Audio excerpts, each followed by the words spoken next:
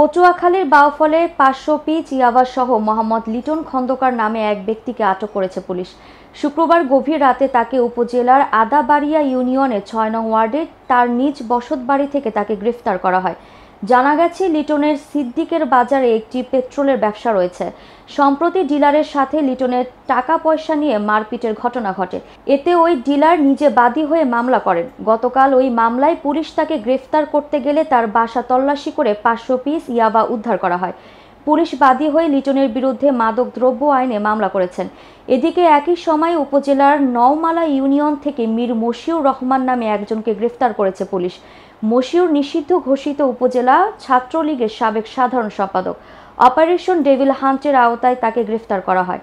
বাউফল থানার ভারপ্রাপ্ত কর্মকর্তা ওসি কামাল হোসেন বলেন, একটি মামলায় লিটনকে আটক করতে গেলে তার বাসা তল্লাশি করে ওই ইয়াবা পাওয়া যায়। তার নামে মাদক আইনে মামলা দায়ের করা হয়েছে।